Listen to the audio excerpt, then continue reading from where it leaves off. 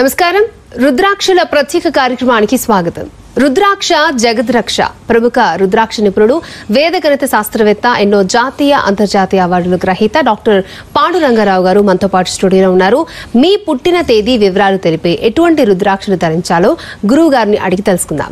Screen పై scroll అవుతున్న నంబర్కి phone చేసి నేరుగా మీరు మాట్లాడొచ్చు. నమస్కారం గురువు గారు. నమస్కారం. ఓం నమ శివాయ. ఓం నమ శివాయ. సో ఎప్పట్లానే ఇవాళ కూడా మా ప్రేక్షకుల కోసం ఒక మంచి మోటివేషనల్ స్టోరీ, బాగా పాత కథ ఒకటి చెప్పుకుందాం. Okay. వాస్తవంగా జరిగింది. అది ఇప్పుడప్పుడుది కాదు, క్రీస్తు శకం 6వ శతాబ్దాన్ని, అంటే దాదాపు 1500 సంవత్సరాలు ఒక్కసారి వెనక్కి వెళదాం. ఎప్పుడు మామూలు కథలే చెప్పుకుంటున్నాం కదా.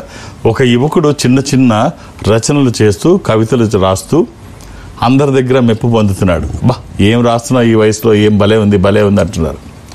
సరే, వీళ్ళు వెళ్ళి వాళ్ళ తండ్రితో, మీ అబ్బాయి చాలా బాగా రాస్తున్నాడు, అద్భుతం, అంటే చిన్న పిల్లాడు, వాడికి ఏం తెలుసు, ఎందుకు అనవసరంగా అని ఇబ్బంది పెడతారు, లేనిది ఉన్నట్టుగా ఎందుకని ఆకాశాన్ని ఎత్తేస్తారు, ఊరుకుండా అని తిట్టేవాడు.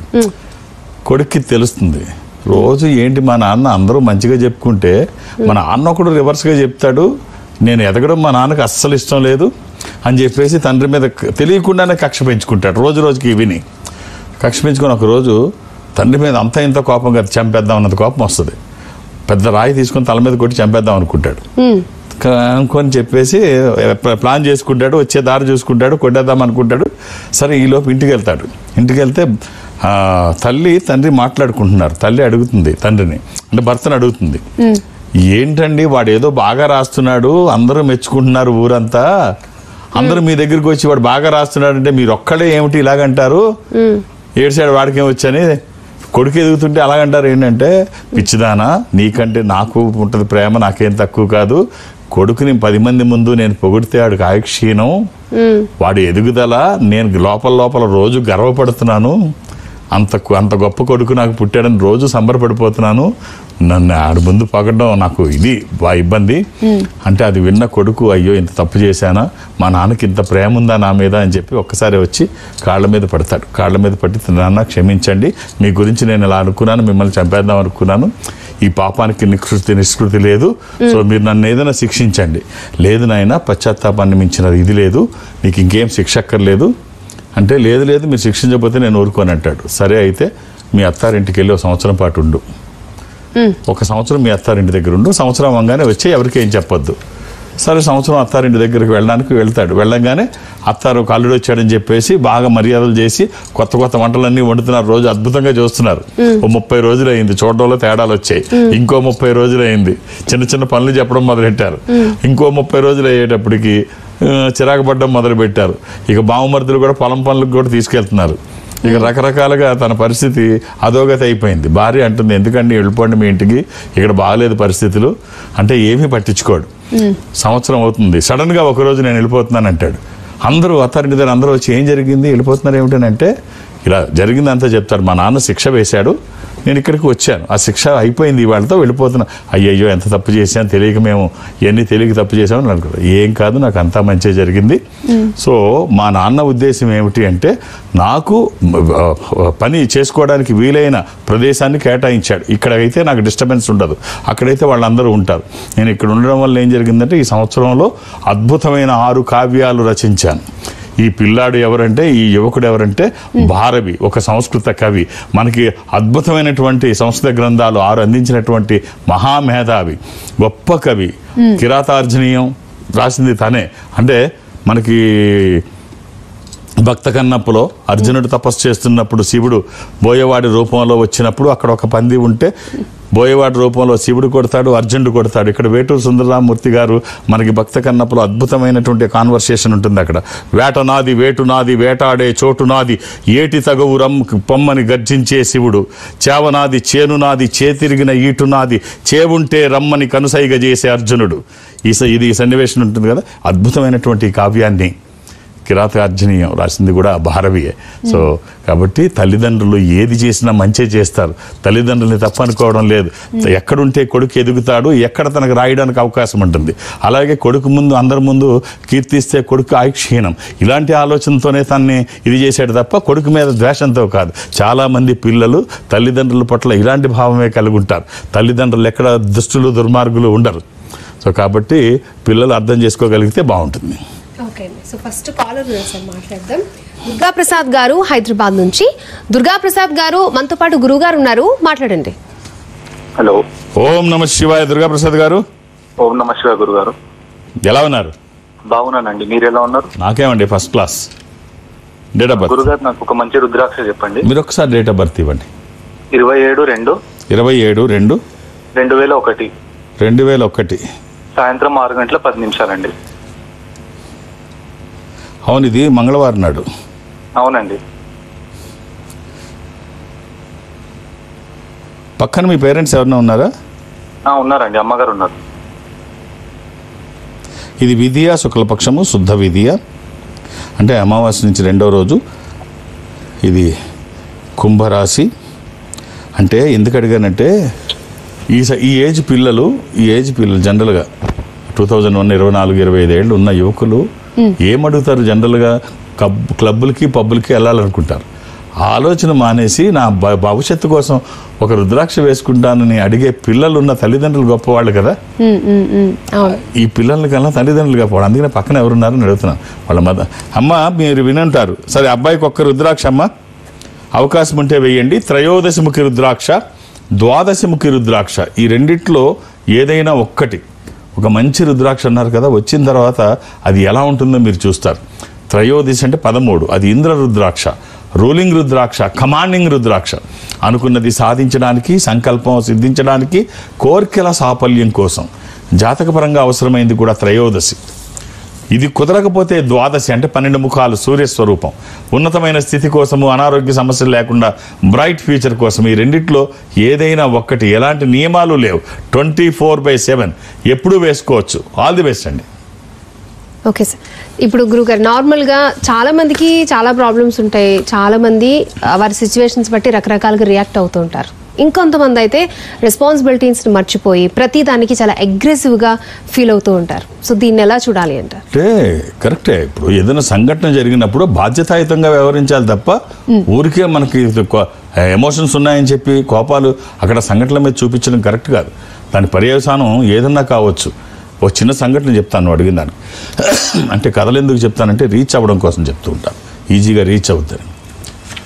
ఒక వ్యక్తి ఆఫీస్కి వెళుతూ అడావిడిలో తన వాచ్ తీసి సింక్ దగ్గర మర్చిపోయి వెళ్ళిపోతాడు. ఆఫీస్కి వెళ్ళిపోతాడు. బయటకు ఆఫీస్కి వెళ్ళిపోతే కొడుకు వస్తాడు. కొడుకు స్కూల్కి వెళ్ళాలి. గబగబా సింకులో చేతులు కడుక్కొని అక్కడ తల్లి ఏం చేస్తుంది, ఈలోపు అక్కడ సింక్ దగ్గర మర్చిపోయాడని చెప్పి ఆ వాచ్ తీసుకొచ్చి ఇక్కడ పెడుతుంది డైనింగ్ టేబుల్ మీద. కొడుకు చేతులు కడుక్కొని వచ్చి డైనింగ్ టేబుల్ దగ్గర కూర్చొని టిఫిన్ తిందామని చెప్పేసి అడావుడిలో కూర్చుంటాడు. ఆ డైనింగ్ టేబుల్ మీద ఉన్న వాచ్ కింద పడిపోద్ది, దాని గ్లాస్ విరిగిపోద్ది. గ్లాస్ విరిగిపోతే తండ్రి చూస్తాడు. తండ్రి చూసి ఆఫీస్కి ఇంకా పోవాలి. తండ్రి చూసి తిడతాడు వీళ్ళిద్దరిని.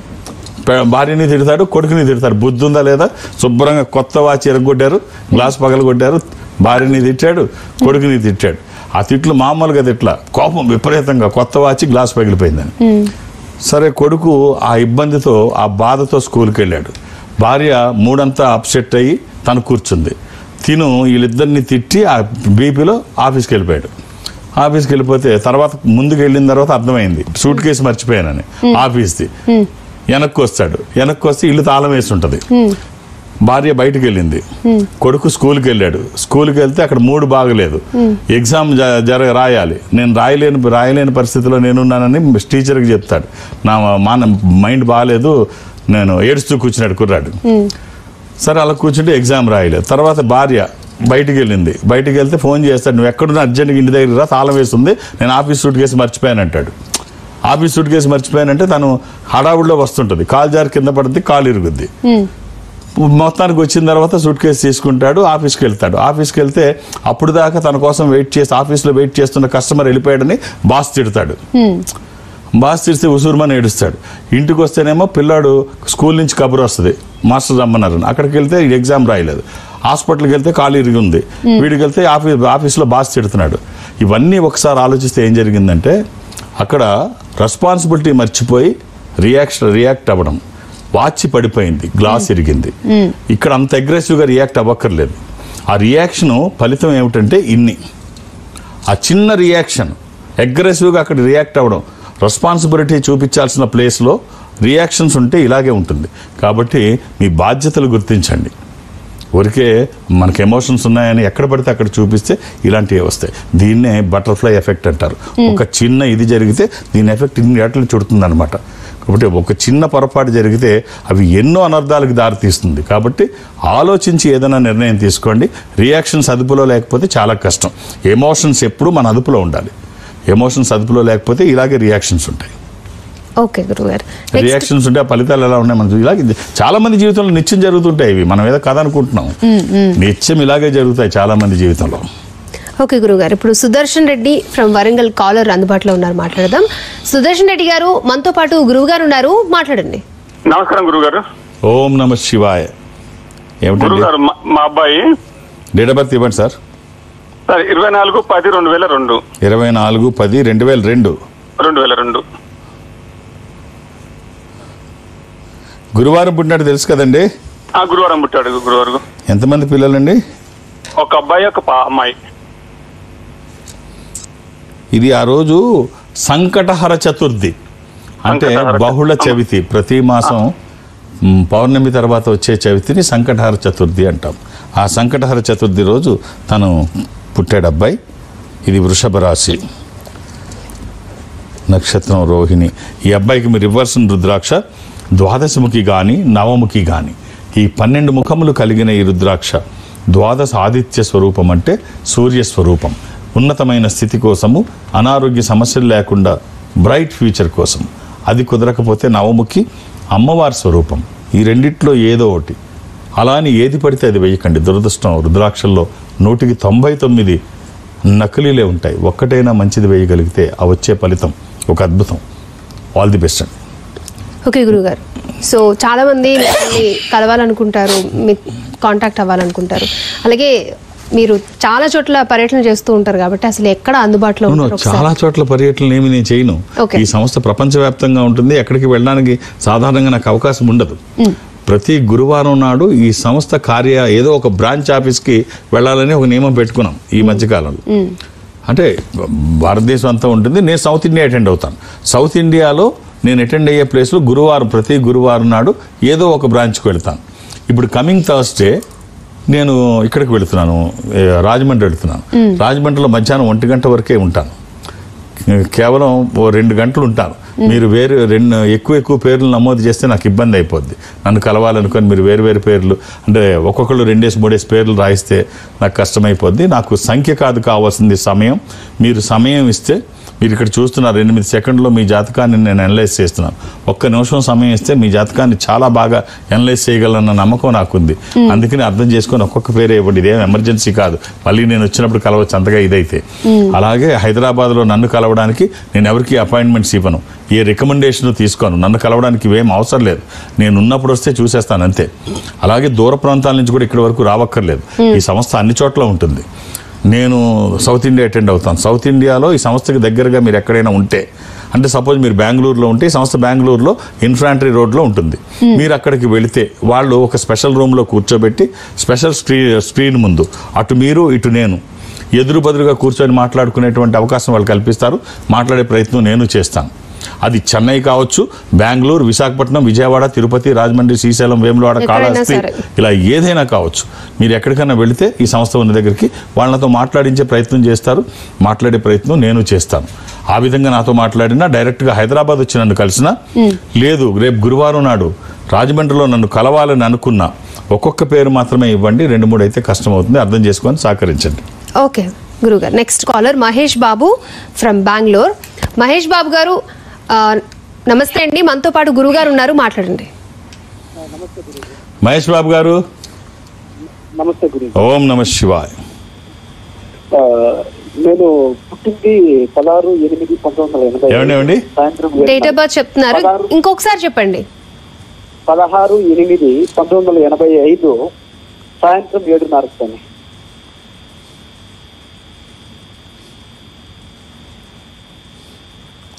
శుక్రవారం పుట్టినట్టు తెలుసా అండి?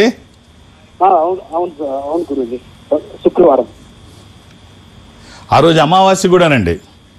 అవును గురుజీ. శుక్రవారము అమావాస్య, కర్కాటక రాశి, ఆశ్లేష నక్షత్రము, సాయంత్రం పూట పుట్టారు. ఏం చేస్తున్నారు సార్ మీరు? సింహరాశి స్వామి 16/8. సాయంత్రం కర్కాటకం వెళ్ళిపోయి ఆశ్లేష 4వ పాదం మఖా నక్షత్రం ఎంటర్ అయింది. మఖా నక్షత్రం ఎంటర్ అయింది. జస్ట్ ఏం చేస్తున్నారు సార్? సార్ నేను ఫినాన్స్ అనలిస్ట్ గా ఒక కంపెనీలో పనిచేస్తాను. Financial services. Finance analyst. బాగుందండి. మీ జాబ్ కంఫర్ట్ గా ఉందా? పర్లేదు స్వామి, బాగానే ఉంది. పిల్లలండి? పర్లేదు స్వామి, బాగుంది. సరే, ఓ చిన్న కాంబినేషన్ మీకు ఉపయోగపడేది చెప్తాను. ఇది అవకాశం ఉంటే ధరించి చూడండి. మనం చేస్తున్న పనికి ఒక స్పిరిచువల్ సపోర్ట్, ఒక ఆధ్యాత్మిక పరమైంది మనకి తోడైతే వచ్చే ఫలితం ఎలా ఉంటుంది ఎవరు చెప్పక్కర్లేదు. ఒక 7 ముఖాలు, 10 ముఖాలు ఏకముఖి, సప్తముఖి, దశముఖి, ఏకముఖి, ఈ 3 కుదిరితే 7 ముఖాలు లక్ష్మీ స్వరూపము, దశముఖి విష్ణు స్వరూపము, ఏకముఖి రుద్రస్వరూపం. 3 కుదరకపోతే ఏదైనా ఒకటి. ఇవి వచ్చిన తర్వాత బాగుంటుందని ఎవరి సర్టిఫికెట్ అవసరంలా. ఇది వస్తే ఖచ్చితంగా ఉన్న స్థితి నుంచి ఉన్నతంగా ఎదగడానికి ఇవి దోహదపడతాయి. ఆల్ ది బెస్ట్ అండి. ఓకే గురుగారు, నార్మల్గా మనం ఎక్కువ వింటూ ఉంటాం రాధే రాధే అన్నమాట. రాధాకృష్ణుని గురించి చాలా గొప్పగా చెప్తూ ఉంటారు సార్. ఇప్పుడు శ్రీకృష్ణుడికి అంతమంది గోపికలు, అంతమంది భార్యలున్నా ఎందుకు రాధ అంటేనే అమితమైన ప్రేమ అంటారు? ప్రేమ తత్వానికి, ప్రేమ రూపానికి రాధాకృష్ణులే పెద్ద ఉదాహరణ. ఇప్పుడు ఎంత ప్రేమ ఉంటుందంటే, ఎంత ప్రేమమూర్తులు అంటే వాళ్ళు. ఇది ఒక రోజు అంటే నార్త్ ఇండియాలో ఎవరు ఎదురైనా రాధే రాధే అనుకుంటారు, రాధే రాధే అని పలకరించుకుంటారు. అంత ఫేమస్ రాధాకృష్ణుల ప్రేమ అంత గొప్పది. అది చిన్న ఎగ్జాంపుల్ చెప్తాను, అడిగావు కాబట్టి. ఒకరోజు శ్రీకృష్ణుడు తన మందిరంలో రుక్మిణీదేవి కృష్ణుడికి పాలు ఇచ్చింది వేడివేడిగా. ఆ వేడివేడి పాలు కృష్ణుడు తాగుతున్నాడు, రుక్మిణి ఇస్తే. తాగుతున్నప్పుడు ఆ వేడి కొంచెం ఎక్కువైంది, ఆమె చూసుకోలేదు, గొంతు కాలుతుంది. అవి అలాగే తాగేశాడు. ఆ వేడి వేడి గొంతులోంచి గుండెల్లోకి దిగిపోతే రాధే రాధే అన్నాడు ఆయన ఆ నొప్పికి. అంటే అప్పుడు ఆ వేడికి రాధే రాధే అనగానే, ఏంటి స్వామి ఇక్కడ మేము ఇంతమంది ఉన్నాం, పక్కన నేనున్నాను, మమ్మల్ని అందరినీ వదిలేసి రాధ అంటే మీకు అంత ప్రేమ, నిజంగా ఏమిటి రాధలో ఆ ఇది స్వామి అని అడిగితే, రాధను ఎప్పుడైనా కలిసావా అని అడుగుతాడు కృష్ణుడు. లేదు స్వామి అంటే, ఒక్కసారి వెళ్ళి రాధను కలిసిరా, ఆ తర్వాత మాట్లాడదాం అంటాడు. సరే అని రాధను కలవడానికి వెళుతుంది, రుక్మిణి వెళుతుంది. రాధను కలవడానికి వెళితే రాధా మందిరం దగ్గరికి వెళ్ళేటప్పటికి లోపల నుంచి ఒక ఆమె వస్తుంది బయటికి. చూసింది రుక్మిణి, అబ్బా ఏమి సౌందర్యం, అవతలకి సౌందర్యం అంటే ఇలా ఉంటుందా, ఇంత అందమా, అందుకే నా కృష్ణుడి అందానికి బానిస అయిపోయాడు అని చెప్పేసి తన దగ్గరికి వెళ్ళి కాళ్ళకి నమస్కారం చేస్తుంది రుక్మిణి. చెయ్యంగానే ఎవరమ్మా మీరని అడుగుతుంది. ఎవరమ్మా అంటే, నేను రుక్మిణి ఇలా వచ్చాను, నిన్ను చూడడానికి వచ్చాను రాధా అంటే, అమ్మా నేను రాధని కాదు, నేను చెలికత్తెని, నేను పరిచారికురాలని. అమ్మ లోపల ఉన్నారు, 7 ద్వారాలు దాటిన తర్వాత లోపలికి వెళ్ళాలి. అరే చెలికత్తె పరిచారికురాలు ఇంత అందంగా ఉందా, రాధంత ఇదిగా. ఆమె చెప్తుంది చెలికత్తె, అమ్మ నేను కాదు, నన్ను చూసి పొరపడ్డారు, ఆమె అతిలోక సౌందర్య రాశి. ఒక్కసారి మీరు చూడండి, 7 గుమ్మాలు దాటి వెళ్ళాలి. లోపలికి వెళుతుంటే అక్కడ లోపల రాధ ఉంది, చూసింది దూరం నుంచి. అయ్యా బాబోయ్, సౌందర్యానికి ప్రతిరూపం రాధ. ఇంత సౌందర్యమా అమ్మ నీకు రాధా అని చెప్పి అప్పుడు రాధకి కాళ్ళకి నమస్కారం పెడితే, అప్పుడు చూస్తుంది కాళ్ళ మీద అన్ని మచ్చలు మచ్చలు ఎర్రగా కందిపోయి ఒళ్ళంతా మచ్చలు మచ్చలు ఉంటాయి రాధకి. ఏమిటి రాధా ఈ ఒళ్ళని ఇంత సౌందర్యం ఉంది, ఏమిటి మచ్చలన్నీ అని అడిగితే, రుక్మిణి రాత్రి స్వామికి నువ్వు పాలిచ్చావు, పాలిచ్చినప్పుడు అవి వేడిగా ఉన్నాయి, నువ్వు చూసుకోలేదు, స్వామి అలాగే తీసేసుకున్నారు, తీసుకున్నప్పుడు అది గొంతులోంచి గుండెలోకి వెళ్ళిపోయింది ఆ వేడి, ఆ గుండెలో ఉన్నది నేనే కదా, మరి ఆ వేడి నాకే కదా తగిలేది, ఆ బొబ్బలు ఎక్కడ ఎక్కుతాయి రుక్మిణి, నాకే ఎక్కుతాయి కదా. సో ఆ ప్రేమతత్వం అంటే ఆమె కృష్ణుడి గుండెల్లో ఎప్పుడూ రాధ ఉంటుంది అని చెప్పడానికి ఈ సన్నివేశం. ఒక్కసారి చలించిపోయింది రుక్మిణి, ఇంత ప్రేమ ఉంటుందా మీ ఇద్దరి మధ్యలో, ఇంత బాండింగ్ ఉంటుందా, ఇంత అద్భుతమైన ప్రేమమూర్తులా మీ ఇద్దరు అని చెప్పేసి రుక్మిణి ఆశ్చర్యపోతుంది. అది కృష్ణుడికి రాధకి ఉండేటువంటి ఆ బాండింగ్, అనుబంధం అంత ఇదిగా ఉంటుంది. Next caller Niharika from Hanumakonda. Niharika గారు మనతో పాటు గురుగారు ఉన్నారు, ఒకసారి మాట్లాడండి. నమస్తే గురుగారు. ఓం నమ శివాయ. అమ్మ డేట్ ఆఫ్ బర్త్ 28/2/19. 20 అమ్మా 28 28 అండి. 28 ఫిబ్రవరి 1986 అండి.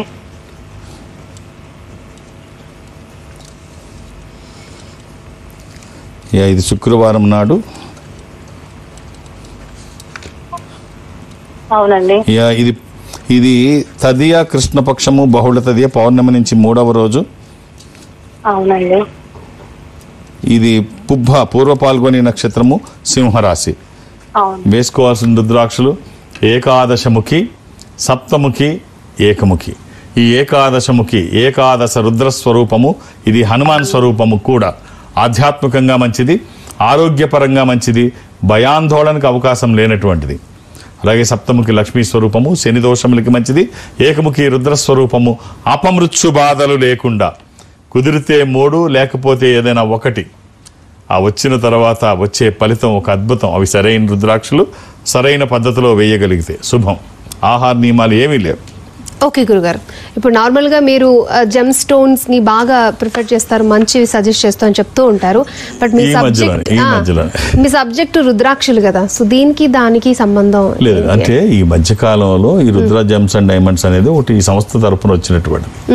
సో ఎవరు ఏ ఉంగరం పెట్టుకుంటే బాగుంటుందో అది అప్పుడప్పుడు నన్ను అడుగుతూ ఉంటారు లైవ్లో. నేను ఎప్పుడు దానికి స్పందించలేదు. ఇది పెట్టిన తర్వాత ఇక తప్పకదు కాబట్టి దాని మీద కూడా నేను సో నాకు దాంట్లో ప్రవేశం అంటే గొప్ప నాలెడ్జ్ అందులో ఉందని నేను చెప్పను. కానీ ఎవరైనా మీకు ఏ స్టోన్ పెట్టుకుంటే ఉంగరం పర్ఫెక్ట్ అదైతే ఖచ్చితంగా చెప్పగలను, అందులో సందేహం లేదు. నేను పనికొస్తానని మీరు అనుకుంటే నన్ను అడిగితే నేను చెప్తాను. ఈ సంస్థ భారతదేశం అంతా ఉంటుంది. ఖచ్చితమైన రింగ్ మీరు పెట్టుకోవడానికి వీలుగా, అంటే ఈ స్టోన్స్లో జనరల్గా ఎక్కువగా మోసమే ఉంటుంది. ఈ సంస్థలో మీరు అలా మోసపోవడానికి అవకాశం ఉండదు. ముఖ్యంగా ఏం జరుగుతుందంటే ఎవరి చేతికైనా ఉంటే మీరు పెట్టుకున్న స్టోను ఒరిజినలే పెట్టుకున్నారా, మీరు మీ జాతకానికి సరైనదే సంబంధించిందే పెట్టుకున్నారా, లేకపోతే ఆ డీలరో లేకపోతే ఎవరైతే మీకు అడ్వైస్ చేశారో వాళ్ళకి లాభం వచ్చే స్టోన్ మీకు పెట్టారా, అలా కూడా ఉంటుంది. జనరల్గా అలాగే జరుగుద్ది. ఎక్కడికి వెళ్ళినా అలాగే జరుగుద్ది. డాక్టర్ దగ్గరికి వెళ్ళినా మన దగ్గర ఉన్న మందులేయో అయ్యే రాస్తాడు ఆయన.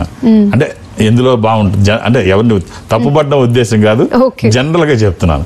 సో ఇది అలాగే ఉంటుంది. ఇవి సంస్థలు అలా ఉండదు. అదొకటి 100 రూపాయలది 1000 రూపాయలు కూడా అమ్ముతుంటారు ఈ స్టోన్స్ లో. ఒక ఆధ్యాత్మిక సంస్థ 33 సంవత్సరాల నుంచి ఉంది. ఇక్కడ అన్ని డీటెయిల్డ్ ఇన్ఫర్మేషన్ ఉంటుంది. ప్రతిదీ IGI ఢిల్లీలో సర్టిఫికేట్ అయ్యే వస్తుంది. సూరత్ లో తయారైన రింగ్ వస్తుంది. దట్ ఇంకోటి ఏమిటంటే ఎవరికన్నా ఒకళ్ళు గోల్డ్ లో చేయించుకోలేము అనుకుంటే పంచలోహాలు, అది గోల్డ్ లా ఉంటుంది. ఈ రుద్ర ఫౌండేషన్ ఏం చేస్తుందంటే, అంటే ఇప్పుడు ఎవరన్నా దీంట్లో పంచలోహాల్లో చేయించుకోవాలి, అది గోల్డ్ లా ఉంటుంది. దాని కాస్ట్ పంచలోహాల్లో మెటల్ కాస్ట్ 2800 అవుతుంది, 2800. 1400 రుద్ర ఫౌండేషన్ పే చేస్తుంది. 1400 మీరు పే చేస్తే సరిపోద్ది. 1400కి తర్వాత స్టోన్ కాస్ట్ ఎంత అయితే అంత మీరు పే చేసుకోవాలి. 50లో వచ్చేస్తుంది అన్నమాట. రుద్ర ఫౌండేషన్ సగం పే చేస్తుంది. సో మీరు భారతదేశంలో ఎక్కడి నుంచి అయినా మీ రింగ్ సైజ్ ఇస్తే, మీ వేలు అక్కడ ఇచ్చేస్తే మీకు ఇమీడియట్గా సూరత్లో తయారై 2వ రోజు అక్కడికి వస్తుంది. మీ ఇష్టం వచ్చిన స్టోన్ అది అక్కడ వాళ్ళు అడ్వైస్ చేస్తారు. లేదా నేను పనికొస్తానంటే నన్ను అడిగితే నేనైనా అడ్వైస్ చేస్తాను. సో మంచి రింగు, సరైన రింగు మీరు బంగారంలో కానీ పంచలోహాల్లో కానీ పెట్టుకోవడానికి ఈ సంస్థ పూర్తిగా సహకరిస్తుంది. ఎక్కడ మీరు మోసపోవడానికి అవకాశం ఉండదు. ఖచ్చితమైన మీకు సంబంధించిన రింగే మీరు పెట్టుకోగలుగుతారు. ఓకే గురుగారు. లాస్ట్ కాలర్ అపర్ణ గారు బాపట్ల నుంచి. అపర్ణ గారు మనతో పాటు గురువు గారు ఉన్నారు, మాట్లాడండి. అమ్మా ఓం నమ శివాయ్. నమస్తే గురుగారు. ఏమిటమ్మా? నా గురించి సార్. డేట్ ఆఫ్ బర్త్ ఇస్తారా?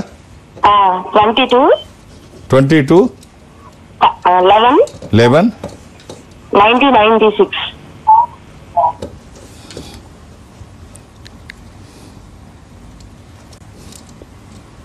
అమ్మా శుక్రవారం పుట్టినట్టు తెలుసు కదమ్మా? తెలుసండి. ఎవరిదమ్మా ఇది? నాదేనండి. ఏం చేస్తున్నారు? ఇంట్లోనేనండి. ఇది త్రయోదశి, శుక్లపక్షము, శుద్ధ త్రయోదశి. ఇది మేషరాశి. రైట్ అమ్మా. ఒక్క రుద్రాక్ష చెప్తాను, వీలైతే వేసుకోండి. నక్షత్రం భరణి, రాశి మేషం. ఒక్క రుద్రాక్ష నవముఖి. ఇది అమ్మవారి స్వరూపం, విజయాలు చేకూర్చి దోషాలు నివారించేది. ఇది కుదిరితే వేసుకోండి. ద్వాదశముఖి రుద్రాక్ష కూడా మీకు సంబంధించిందే. ఈ 12 ముఖాలు ఇది సూర్యస్వరూపం. ఉన్నతమైన స్థితి కోసము, అనారోగ్య సమస్యలు లేకుండా బ్రైట్ ఫ్యూచర్ కోసం. మన చుట్టూ ఎన్ని సంపదలు ఉన్నా ఏ సంపద ఎందుకు ఉపయోగపడుతుందో తెలియదు, కానీ ఈ సంపద వచ్చిన తర్వాత ఖచ్చితంగా ఉన్న స్థితి నుంచి ఉన్నతంగా ఎదుగుతారు. అమ్మ ఇది 24/7 ఎప్పుడు వేసుకోవచ్చు, ఎలాంటి నియమాలు లేవు. ఒకవేళ సూత్రాల్లో వేసుకోవాలనుకుంటే మధ్యలో కాకుండా ఆ పక్కన కానీ ఈ పక్కన కానీ వేసుకోండి. ఇది వచ్చిన తర్వాత మార్పు ఏంటో మీరు చూస్తారు. శుభం.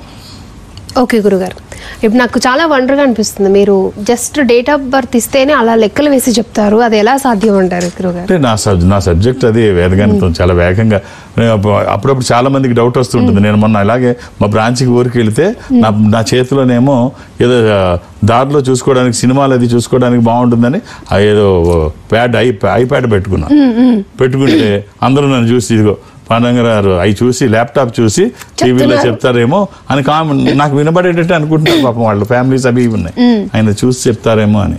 సో అలాగే నేను యూఎస్ వెళ్ళినప్పుడు కూడా మొట్టమొదటిసారి వెళ్ళినప్పుడు డాలస్ నగరంలో అనుకుంటా, గుర్తులేదు, అట్లాంటాలోనో అందరూ ఒకసారి మీద పడిపోయి మీరు ఇలా చేస్తారు కదా, నిజంగా మీ ముందు ఏమీ ఉండవా, ల్యాప్టాప్లు కంప్యూటర్లు ఏమీ ఉండవు, చేత్తో లెక్క వేసేస్తారా అని అడిగితే అప్పుడు ఏమంటే అప్పటికప్పుడు వేసి చూపించాం. సో ఇది అందరికీ అనుమానం ఉంటుంది. సో నాకు 8 సెకండ్లు టైం ఇస్తే నాకు ఈ time of birth, place of birth ఏమీ అవసరం లేదు. తిరిగి వారం, నక్షత్రం, దశలు, అంతర్దశలు, సూక్ష్మ దశలు ఓ పక్క మీతో మాట్లాడుతూ ఉంటాను, బ్రెయిన్ పనిచేస్తూ ఉంటుంది, చేతులు రాస్తూ ఉంటుంది, పెదాలు కదులుతూ ఉంటాయి. 4 పనులు 8 సెకండ్లే చేయడం కాకుండా ఈ 12 గంటల్లో వేసే ఈ ప్రక్రియ మొత్తం కేవలం 8 సెకండ్లో వేస్తాను. Super, right, thank you sir. ఇది భారతీయ ఆధ్యాత్మిక సంపద గొప్పతనం, వ్యక్తుల గొప్పతనం కాదు, నా గొప్పతనం కాదు, మన ఆధ్యాత్మిక సంపద గొప్పతనం. ధన్యవాదాలు గురుగారు, చాలా ఓం నమః శివాయ. చక్కటి సలహాలు సూచనలు అందించినందుకు. రైట్, చూసారు కదా, ఇది ఈనాటి మన రుద్రాక్షలు జగద్రక్ష ప్రత్యేక కార్యక్రమం. నమస్తే.